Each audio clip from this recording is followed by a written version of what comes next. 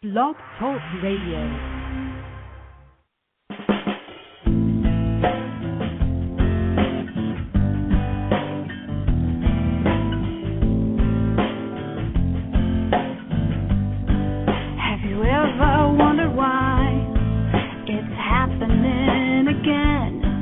Welcome to MindShifters Radio with your co-host, the Forgiveness Doctor, Dr. Michael Ryce, and his wife, Jeanie. Michael and Jeanie share with you the wisdom of the ancient Aramaic internal process of forgiveness. They offer tools and support 5 days a week from 2 to 3 p.m. Eastern Standard Time. They will support you in building a solid foundation within yourself to live in pure love. In Aramaic, Rachma. Michael is the author of Why Is This Happening to Me Again? For more information on Michael and Jeanie, please visit www.whyagain.com.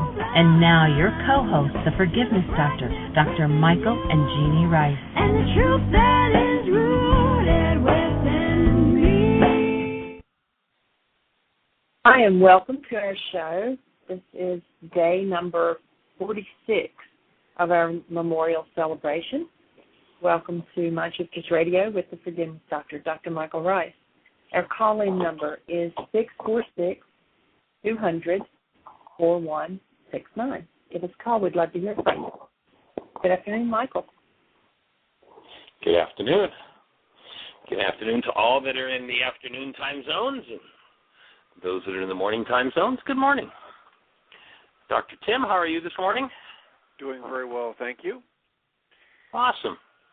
Is David with us today? I am. Well, how are you, young man? Very well, Michael. Very well. Good. Eager for you and Jeanie to arrive. Yes, looking forward to it.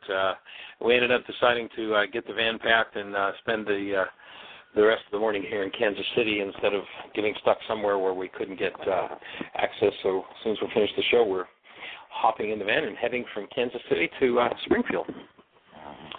And getting our list for intensive seasons. Intensive start on Monday. 9-day Why Is This Happening to Me Again, that we get blessed to do. So is the weather as hot there as it is here? It's pretty warm out. We had a little shower about a half an hour, 45 minutes ago, and like being in the sauna now, so detox time if you're outside. So, Jeanie, do we have any callers on the line with any hands up in the air or any questions in the chat room of anybody that wants to start the show out with a theme today? Don't have anything yet. Well, how about we start the theme of the show today being go start your own MindShifters group. Oh, that sounds good. Yes. Because something awesome. you were tell us why you would suggest that, sir? Well, because something you were saying yesterday really struck me, and it's that the benefit that I get from having the blessing of teaching this work, and I get to not only hear the testimonials of other people whose lives have improved, but on a regular basis I get to see how I handle things that I would have called disappointment or failures or setbacks or traumas far differently and with much more love and patience and resilience than I used to just a few years ago. And there are two people currently that I'm working with to try and get additional groups set up, one on the north side of Chicago and one on the south side. And we've each had, I have had with each of them a couple of phone conversations and got them lined up to have some of your videos of the first few lectures that they might use, and have discussions with them about what kind of space they should get to hold the group.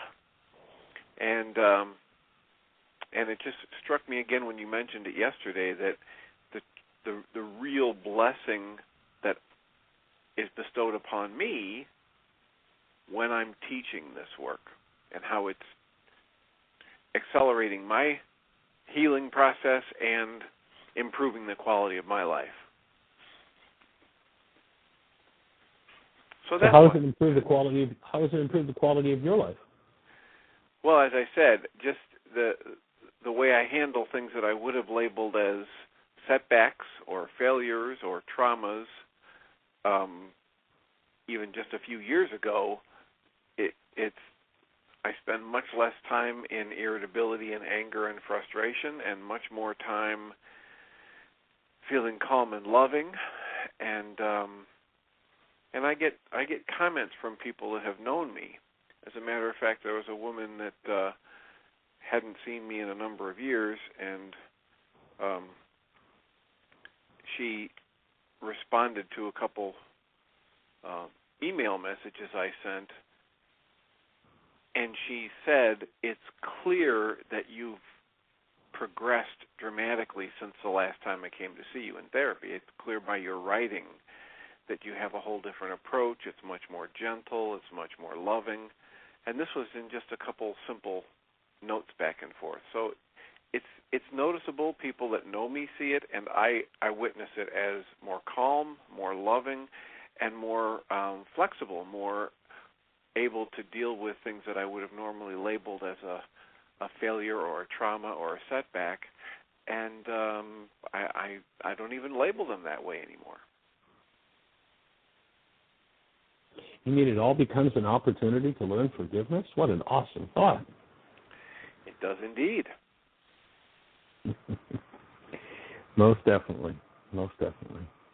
And sometimes we go to those opportunities kicking and screaming and blaming and denying, and sometimes we go, oh, here's another layer, another opportunity. So that's the idea of this work and the idea of our celebration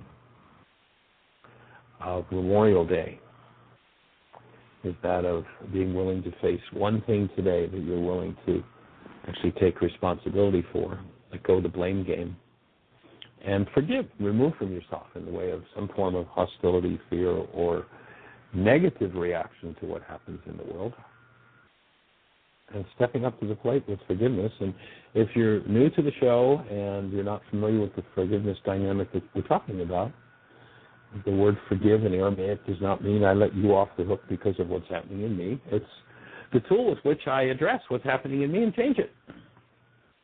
So if we could each take one situation each day, as we're inviting you to do, as we celebrate Memorial Day, day after day, and be responsible and forgive, remove that from our internal experience, then the energetics of hostility and fear on planet Earth would be changing. And as they change, we get the opportunity to participate. And it's an awesome opportunity. David, what's your experience been of running MindShifters support groups? That's kind of what got you to Heartland in the first place, isn't it?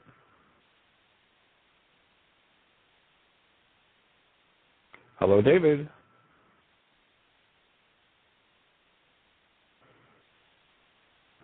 Well, I guess... Can you hear me? We've lost David. Oh, there you go. You're there now. I had lost you there for a moment. Oh, okay. As a key to, as most people will when they hear me, the key to doing anything is taking some action towards it. And teaching, my take of it on doing the teaching part is that I'm teaching myself. Though it appears that I'm, and has been kind of identified as a teacher, in a sense that's true, and I'm a student as well. So it takes a new level of commitment to doing the work, because there's a commitment then to a group of people, to support other people.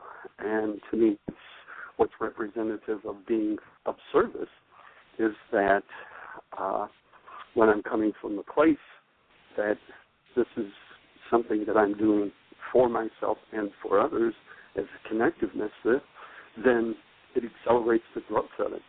So often I hear people that talk about, and you mentioned before, Michael, what do I need to do, what I need to do? And when you ask them, well, how many worksheets have you done on this? Very few people respond with, well, a lot of people respond with, well, I haven't done any worksheets yet. So my take of it is that on my own, I know that the conversation in my head for many years, I'm going to do it. And I'll do it. The mind tells me I'm going to do it later. Well, as you know, my saying is it doesn't get any easier later. It only gets later more difficult. And it's later than we think. And when I have someone else that's there, it's that added energy, that willingness of a commitment that's always answered through the commitment of it. So, yeah, and just begin. Begin with yourself. Whether anyone shows up or not, it's irrelevant. Stay with it, and the consistency of staying with it and reflecting that level of commitment, the universe will always answer. It will always give back what it is that's really committed to it. So, starting up, we're here to support you. I'll certainly support anyone in taking it to that next level.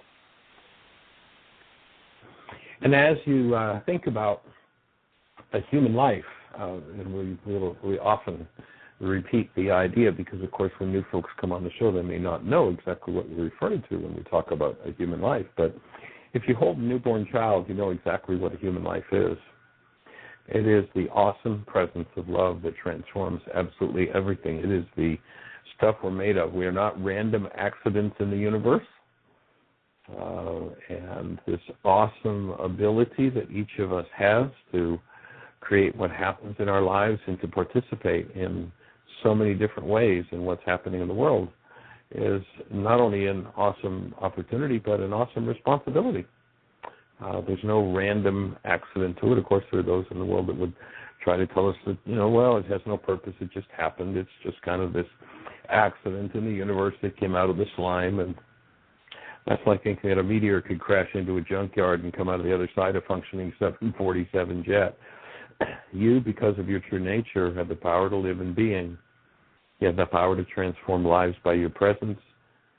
And it takes taking the time to embody true being, to live as the active presence of love, which is not necessarily all that well supported in our culture. So the idea of a support group and Tim's invitation was to look at growing a community around you that supports the active presence of love.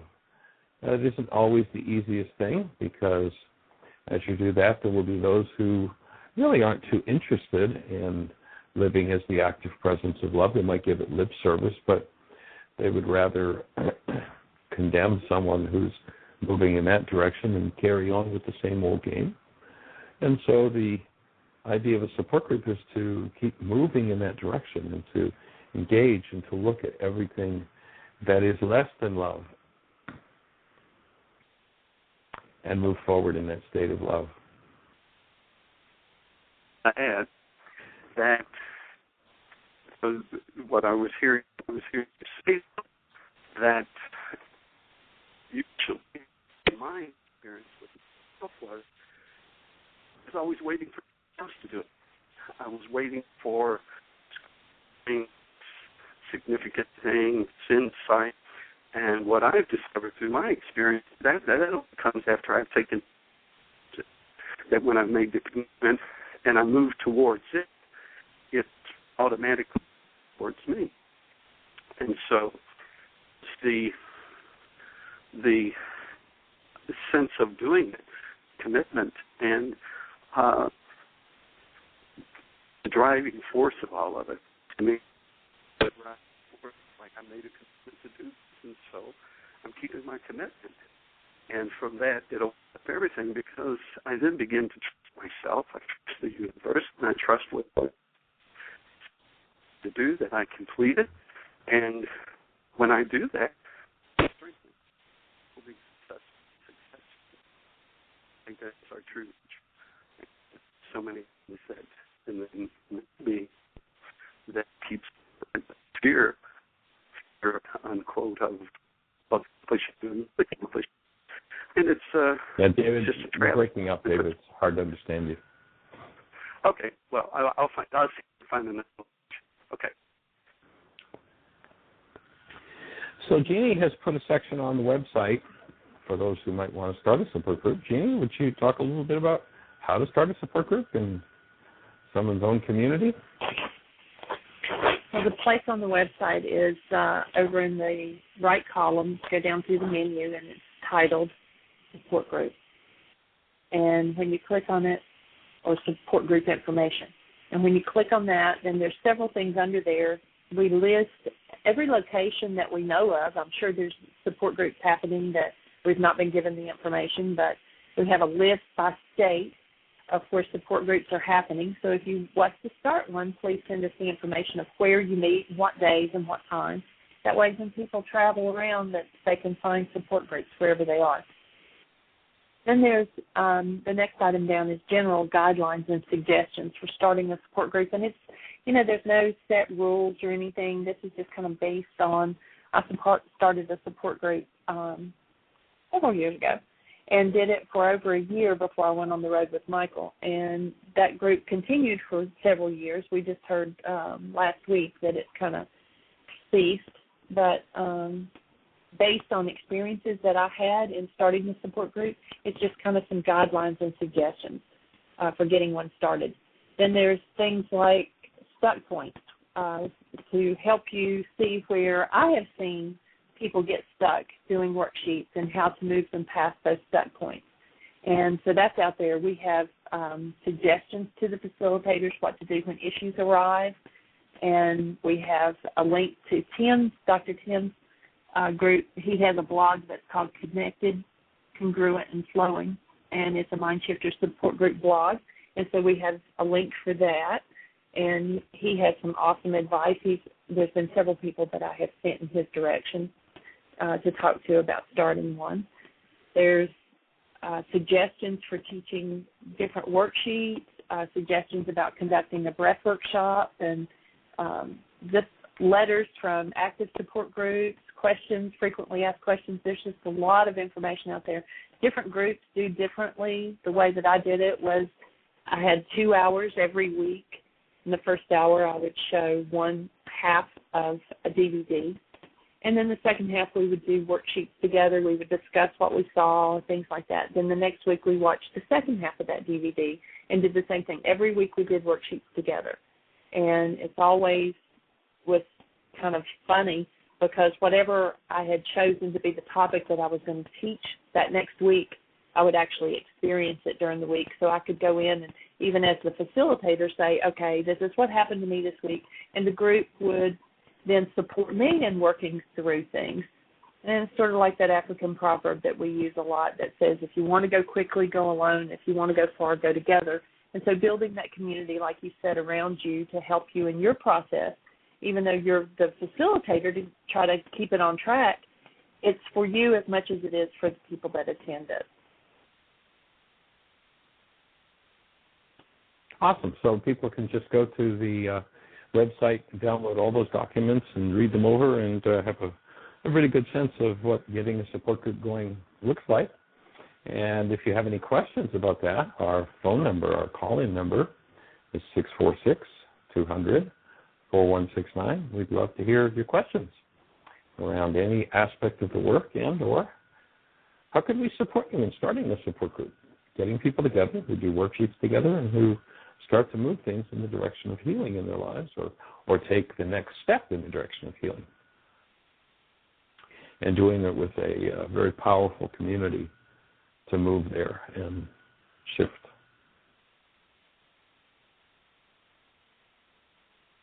So, Jeanie, any questions in the chat room? Any comment going on? Any callers? No, the only conversation's been one person was having difficulty with their audio, and so I gave them some suggestions of how to get that back on.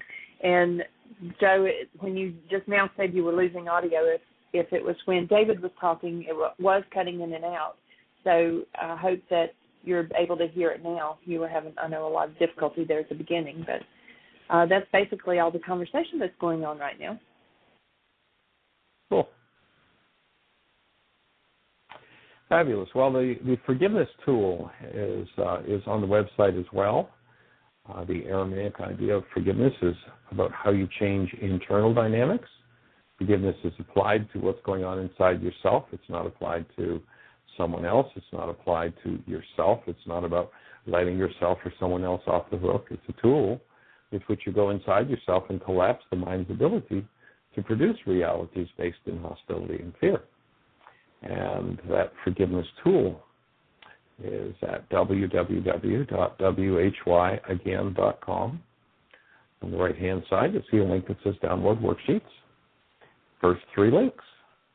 First one is an explanation of the forgiveness process. The second one is the actual worksheet, step-by-step process. The third one is an MP3 of us walking a young lady named Pamela through the process of forgiveness. She volunteered. And so we're here to support you in that process. And what do you need to face? What do you need to handle? What do each of us, individually and collectively, need to face in order to step out of the game of hostility and fear and into the game of functioning as human lives? Forgiveness becomes one of the key tools in doing that, because it's the way to remove those things that never belonged. And, we tend to be creatures of habit and stored inaccurate ways of thinking and behaving. If we're not going to have them run us, have to be faced. They have to be removed. And, of course, when we have one of those old stored inaccurate ways of thinking and behaving, the tendency will always be to enter into a conversation about someone else rather than take responsibility for oneself. And forgiveness allows us to touch into the parts of ourselves that have been hidden. And as you build the brain cells, and that's one of the things the support group will do, as you build the brain cells for truth, then a whole new set of content starts to become the basis from which you function. And as you do that, everything, the way you think, the way you feel, your physiology, your relationships, your finances, everything begins to change and begins to shift. Of course, to do that, you're going to have to question everything. It's interesting how often people will cling to, obviously, to things that didn't work, never worked, never will work. But because those things have been put into their minds with the use of terror and threat, they refuse to give them up if they don't work. And the whole idea here is that you delete fear, you delete hostility thinking, and oftentimes that's been implanted to control us, and it never belonged in our minds in the first place. And the prime requirement of shifting out of that way of thinking and feeling that never belonged in a human life in the first place is the tool of forgiveness. It takes time to build the brain cells for significant change to occur. If you've been on the show more than once, perhaps each time there's another level of comprehension, another level of understanding of what we're talking about. And it's about doing the work. It's not about a belief system. It's not about, let's figure out what somebody else did 2,000 years ago and see if by knowing that they did that, it'll help us. It's about taking those tools and putting them to work in our world, in our own lives. And, Tim made the comment yesterday about personal experience. And, we're looking to support every mind, heart, and being on the planet having a personally experienced of the absolute, active, direct presence of love in their minds. And being able to delete, remove, be freed from all forms of hostility and fear.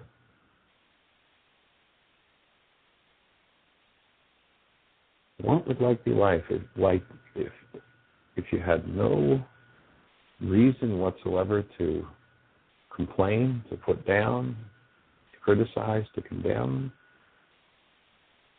be sad? What would it be like if your direct experience was, I am the active presence of love. I am that newborn presence. And everything unlike that newborn presence doesn't belong in me. And then you brought a group of people together who said, that sounds like a good premise. Let's learn how to do that together. And what you would find would be a whole community of people who would support you in being able to live as that presence of love. And that's what we're here to support you in. You know, Michael, yesterday you were talking to Reverend Jane, and you were talking about true perception, the 5 smooth stones, yes, sir. that one that was true perception. Right. And I found that I was trying to take notes, and I went back to my notes, and it just said true perception dash, and it was blank. So I went back after the show and listened to the audio again, and I listened to it all the way through, and then went back and tried to start it again, and I just kept it kept slipping away from me. And I thought that this might be a good time to talk about that. It's the phenomena you talk about a couple different ways. The dissociated mind, Guy Finley talks about it as the mind divided against itself. But it's the kind of phenomena that you mentioned last week when you were talking about people in the intensives, and you ask that everybody be there for every part of every session, because invariably the part I need to hear most is the part you're going to get to right when I go to the bathroom. Right. Or my mind is going to shut it off as I'm trying to listen to you, like yesterday. And what I got after the third time through listening to the true perception, your discussion of it with Reverend Jane yesterday, was that essentially, in order to have true perception, I have to be coming from that space of love. And that my perception, or the mind's version of perception, will be anything that leaves me with hostility or fear or blaming somebody else for or telling somebody else in my mind that they're responsible for what I'm feeling. But it took me, and I may not even have that completely right, but it took me 3 repetitions yesterday to cut through my defenses about hearing another presentation of that issue of true perception. So maybe you could talk a little bit about the tricks our mind plays on us to convince us that what we already know is all we need to know. Well, if you go back to the teachings of the man named Yeshua, you oftentimes hear him saying things like, having ears they did not hear, having eyes they did not see. And one of the things that we oftentimes try to do is to understand something through this database function of the body-mind unit, and it's storing information. And in order to understand, we have to awaken to that new level of being where those 5 smooth stones we spoke about in yesterday's show exist and function. And, of course, they were called smooth stones because they were practiced faculties. They weren't just, something that that we became aware of one day and went, oh, okay, now I have these. It's a practice to build those faculties. And the part of us that understands things is being. The part of us that stores information is just an information storage system, and it has no ability to understand. And so when he talked about you had to have the eyes to see or the ears to hear, each time you hear it, a truth, it builds information into that non-being mind. But the information is not the understanding, and the non-being mind is not the understander. The experience of being gives us the capacity to understand, and we have to live there in order to do it. It's not something that is just talked about, in many circles where there's no real work being done. There's just a conversation about what somebody else did, and then a little threat and a little fear and a little guilt to reinforce and make sure everybody listens. as opposed to what's the real tool that's needed? What's the real experience of actually having our physiology totally, completely fueled and plugged into the active presence of love? And there's the understander. There's the part of us that can grasp, capture, and understand something. And once we build brain cells into this, what we're referring to as the replicate mind, the mind just replicates whatever's stored in it. When we build the brain cells into that are in alignment with truth, then that mind supports us in our understanding. Otherwise, it detracts. It's always shouting and screaming of something else. And the way you can tell if it's shouting or screaming of something else is there's hostility or fear. And that hostility or fear distracts and detracts us from solidifying true being and solidifying experiencing our lives from that solidified spiritual body called love that we are. Any form of hostility or fear detracts and breaks up that direct experience. And that's why the continuous work of forgiveness is so necessary, because when some form of hostility, fear is triggered or activated in us by something in our world, it tears us out of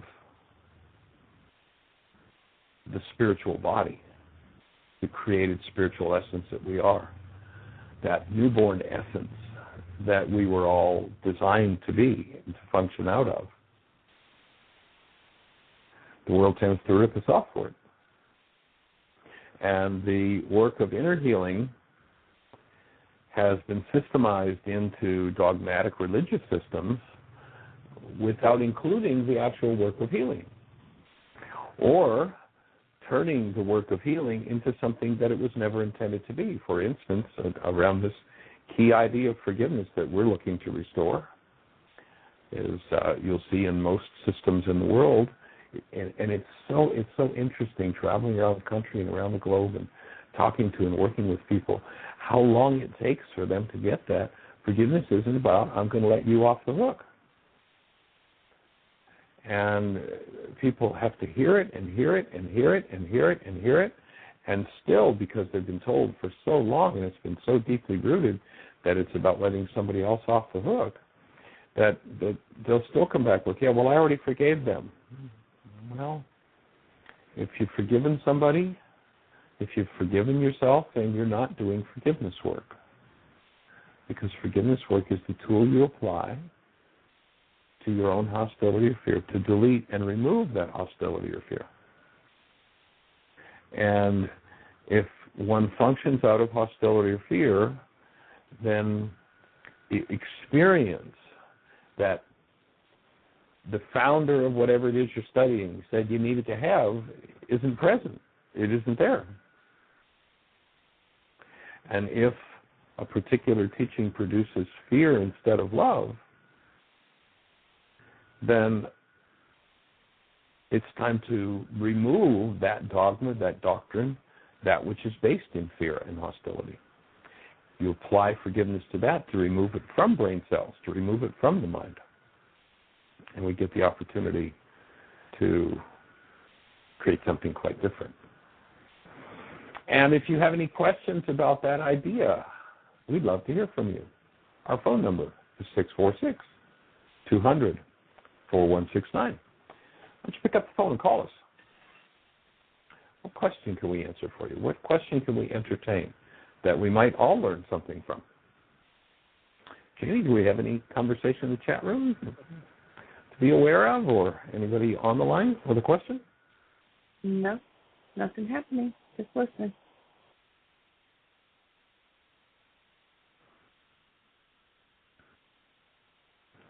You know, the parallel between the work you're doing and the work Guy Finley does struck me again this morning. I was listening to something Guy said. He said, most of us use our anger as a barometer to tell us how right we are. The more I get angry about a situation or something someone else has done, the more it validates for me that I'm right and they're wrong. And the more anger I'm in, the more pain I'm in. And he says, how could your pain and your anger be an indication that you're right? He says, your pain, your anger doesn't mean that you're right. It means you don't know what rightness is. Because, as you say in the worksheet, Michael, if I'm in pain, I'm in error. And so often, the crux of the controlling mind game that the culture gives us is the opposite of it. If I'm in pain, somebody else caused it. I'm an innocent victim, and I have a right to go after them. How do I get to go after them?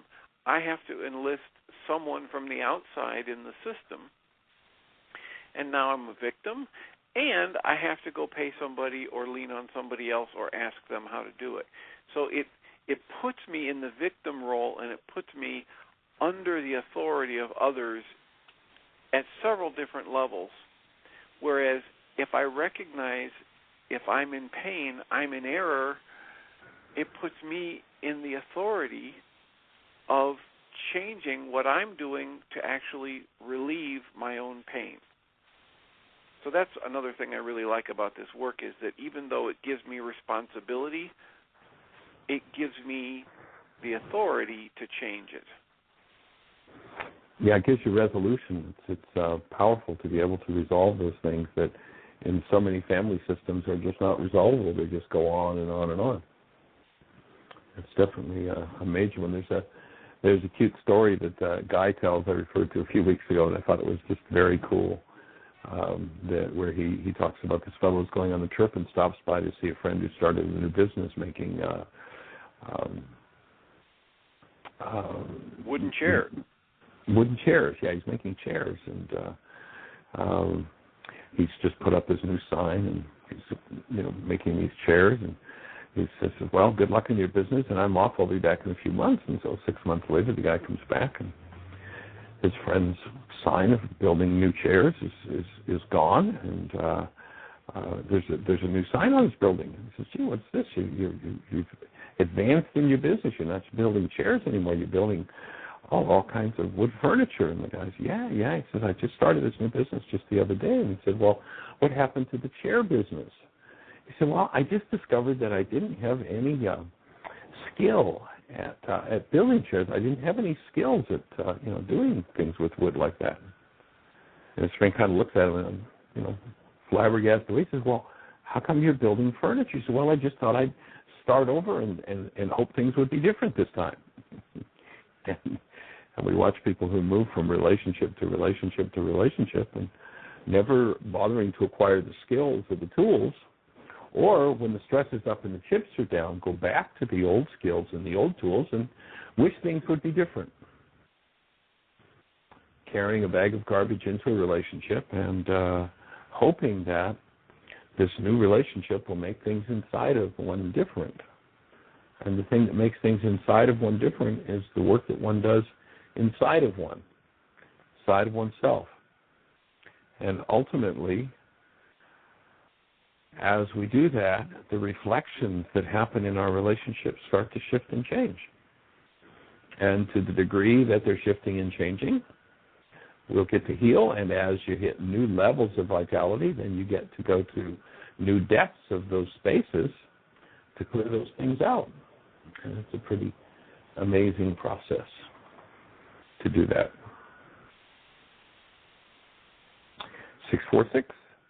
646-200-4169. Are you putting the pen to the paper and trying and working with the forgiveness process? Have you moved to the direct experience of love out of states of darkness, of punishment, sacrifice, and moving away from the bizarre ideas of men that the punishment is what's going to motivate us to love, and moving into a direct experience of the active presence of love, removing through forgiveness everything else that would hold us back from that total experience. And recognizing that a fear-based system of control that is based in the loveless ideas of man, based in non-being, are not logical and are not sensible and are not going to return us to our original home, which is the direct experience of love. And we're here to do the work of removing those things. So many theological monstrosities, guilt and fear, have kept people shackled for centuries into those states. Are we willing to move away from those states and recognize that loveless minds that purport to represent love don't? And when we're in our own loveless states, neither do we. And there's a way to be restored to that state of love. And as you are restored to that state of love, you bring about a different world. You bring about a different experience. You know, Tim has shared with us several times the experience in the support group of the shifts and changes that people walk through and come out the other side. And just magnificent, monumental changes in those regards. So let's start with the definition of sanity as the active presence of love, and then be committed to functioning as beings connected to sanity, connected to the active presence of love. So love, is the essential background energy of the universe. It's not coming to get you. It's not keeping records on you. It's not about to punish anyone. It's simply there as a state that upholds and supports you. That state of the awesome presence of a human life has never left you. But if someone fills your brain cell structure with all kinds of hostilities and fears, it may seem to have be out of reach.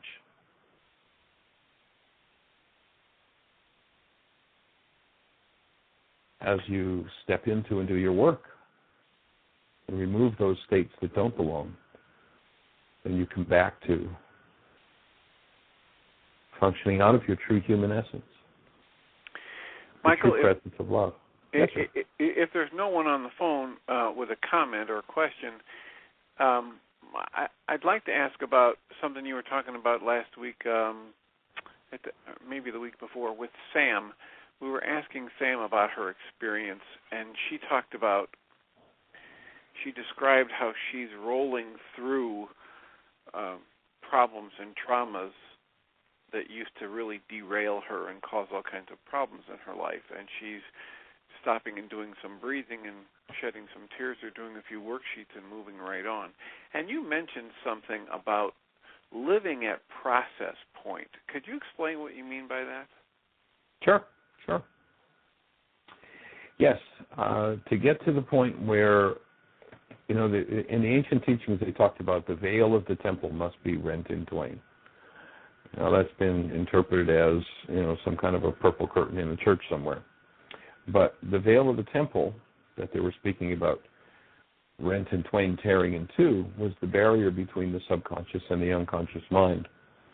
When we deny ownership for what's going on in our lives, we create this barrier, this veil. And everything we don't want to deal with, as you had mentioned a little earlier in the show, we hide away in the dissociated mind. And that's been going on for so many centuries on our planet.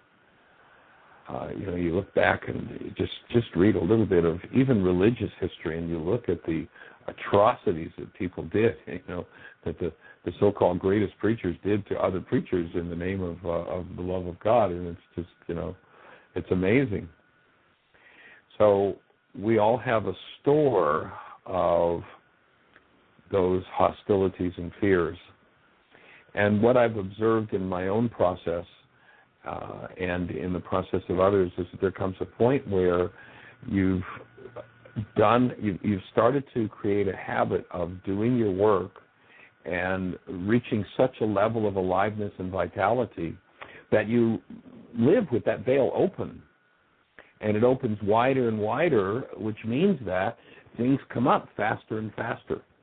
Things move through more and more quickly. And as they move through, you're at what I just, came to define it as process point. So living where the active presence of love is so powerful and the veil is sufficiently opened that we're continuously, literally, it's like washing the genetics. It's like flushing out what never belonged. That story I told a couple of weeks ago that about the fellow who lived in the Virginia coal mines, and the young boy, just loves and admires his grandfather, but he doesn't understand as he reads these high treatises on love.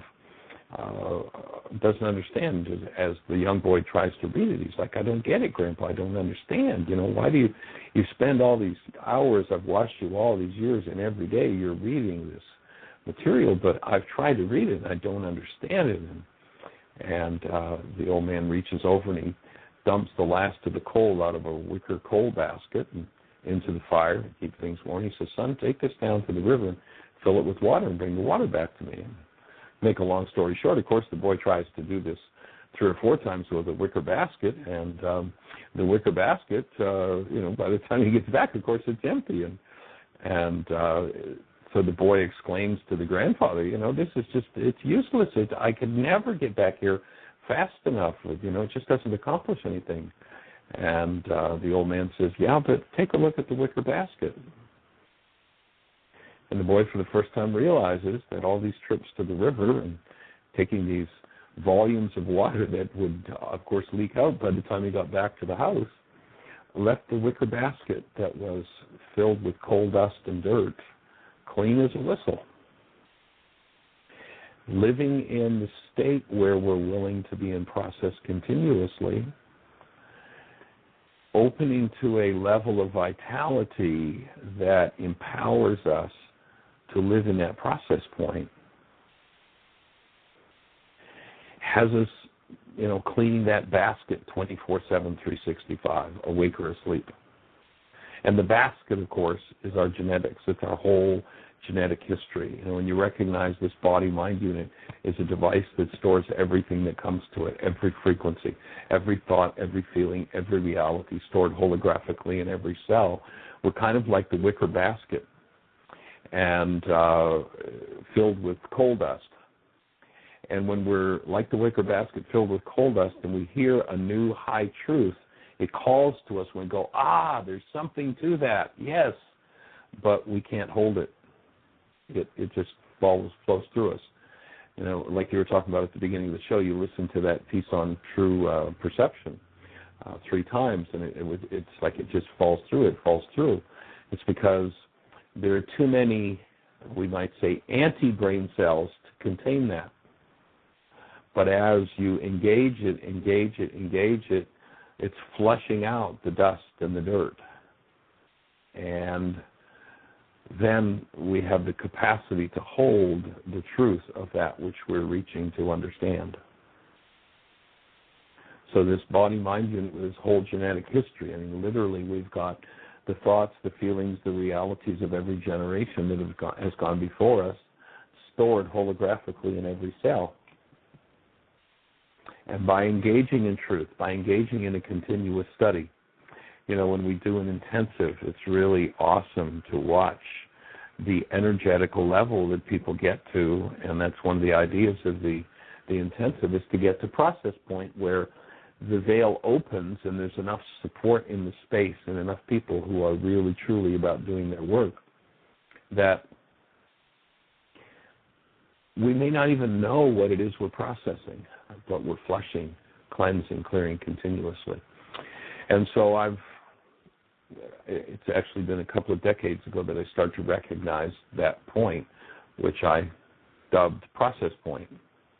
and to live in that continuously. And, we tend to go through phases where that becomes our state. If we're in a support space where everybody truly is about being responsible and truly is about moving through letting go of the blame game, letting go of the denial game, and opening to that. Does that make sense to your question? Yeah, that's kind of what I thought you were hinting at, but that's a more detailed explanation of it. And I'm looking forward to the time when I live there more often. And I think it's a good thing to highlight that a lot of times we talk about you need to put the pen to the paper and you need to face the darker side of things and your own negative thoughts and take responsibility for them. And sometimes, it doesn't sound like a whole lot of fun to people, but I think we should highlight the fact that it leads to a much easier, more enjoyable, more fluid lifestyle, healthier relationships, and more time in that space of love, and that's the whole goal. Not just wallowing in the mud and the muck, but seeing the mud and the muck I'm creating and choosing not to create it anymore. Yeah, for sure. Yeshua spoke of it as the gate was narrow. Few would be those that would find the path. And what is the path? The path, I think, is a balance between engaging in the work of forgiveness and spending time as the active presence of love. It's bringing those two things together simultaneously and living in that state. And taking the time to be and delight and joy. And what will tend to happen with this body-mind unit and its genetic history of burden is it will tend to just go back to its old burden. It will tend to go back to the good old family feeling. And when there's nothing, when the craving comes for that good old family feeling to take over, the mind will create a reality, a whole set of circumstances that will justify and make it seem like I'm only thinking and feeling this way because of what you did, rather than, why am I thinking and feeling this way? What's going on for me? What has happened in my life that brought forward this kind of trauma that I now either blame you for or have the opportunity to work through myself? And of course, in that process, there are dark periods. There's no question about it. And that's the power of the support group. That's when a support group becomes extremely valuable, that when I'm lost in my muddle, that if there's someone that I'm willing to trust. Now, of course, if I'm going to blame everybody, then, who can I trust? Well, nobody. Well, there I am. Now I'm stuck in it's impossible again. But the truth is it's possible to live directly as the active presence of love and to live there 24/7, 365. Most behavior processes come from the deeper recesses in the mind. And the deeper recesses of the mind hold so much. You look at the drama and trauma that so many people live in continuously.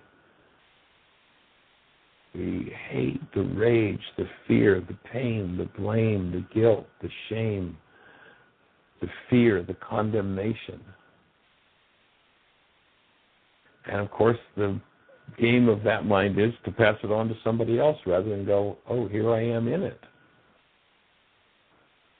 What do I need to forgive to get back to the direct experience of love?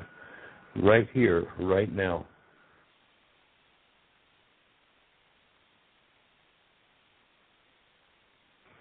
And if you recognize that at the root of the output of your mind there's some form of hostility or fear, that's the time to go back to the Aramaic Beatitudes. That's the time to go back and reinforce the tuv that was spoken of in those Beatitudes. We did a show on the Beatitudes just a few days ago. If you weren't with us, you'd certainly be welcome to go back and click on the MP3 of the Beatitudes. And in the Beatitudes, it speaks of how do you activate a neural structure that underlies happiness and well-being. It's not exactly the neural structure that was given to you in the good old family feeling. It's not exactly the neural structure that was given to you in church. It's not exactly the neural structure that was given to you in school. Because most of those things are about control.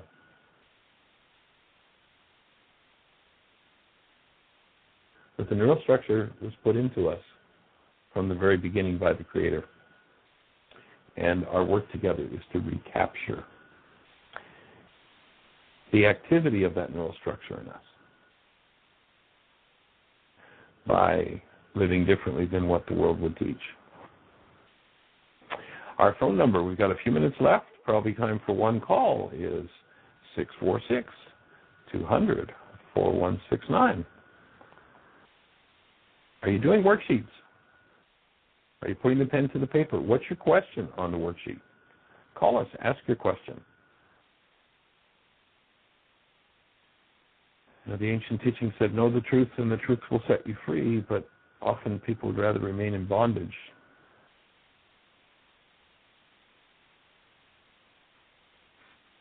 To be freed from bondage, to hostility and fear, is where we're journeying toward and where we're inviting you to come and journey with us. Key process is that of forgiveness, letting loose of what never belonged. Wishing, hoping, promising that one's behavior will change will not create the slightest shift in behavior. Because when the circumstances that trigger the unconscious dynamics of hostility and fear are presented, they'll resonate whatever's stored in the mind. If you haven't removed what's stored in the mind, then those things will simply step in and take over. When those things are triggered, if you stop and you recognize, here's an old behavior rearing its ugly head, trying to take control of my mind again, it is through forgiveness that I exercise choice, that I strengthen that other spiritual faculty that we spoke about yesterday, the 5 smooth stones.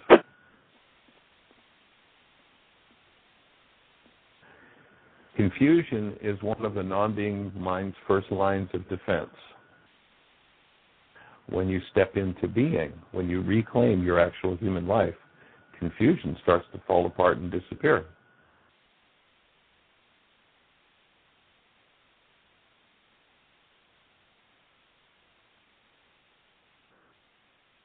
Jeanie, any callers? Any comments in the chat room?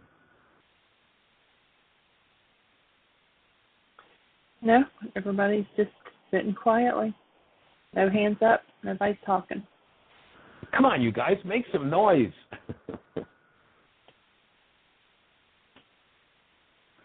And it is a process, and even though some of us have been doing worksheets for quite a while, I'm still not there. Yeah, I haven't met anybody that's there, and I include myself in that game too. It is definitely a process, and it has its peaks and its valleys, and it's something that each person has to take responsibility for and go through the process of healing. You go back and you look at Paul 2,000 years ago, and he does this beautiful writing about love. Obviously, he was in a peak state, and then he turns around when the stress is up and the chips are down and says, why is it the things I would do I cannot do? And the things I hate are what I do. Yeah, it's definitely a process. Not always fun. However, if you engage in the process, you will create the best year yet of your eternal life. And our support group is about assisting you. Our MindShifters Radio is about supporting you in realizing, making real in your life the active presence of love. We hold a blessing for you. Bye-bye. Thank you for listening to MindShifters Radio with the Forgiveness Doctor, Dr. Michael Ryce, and his wife Jeanie, who present the internal Aramaic process of forgiveness. Michael and Jeanie are here every Monday through Friday from 2 to 3 p.m. Eastern Standard Time on Earth Angels Radio. For more on Michael and Jeanie, please visit www.whyagain.com. That's www.whyagain.com. AGAIN.com.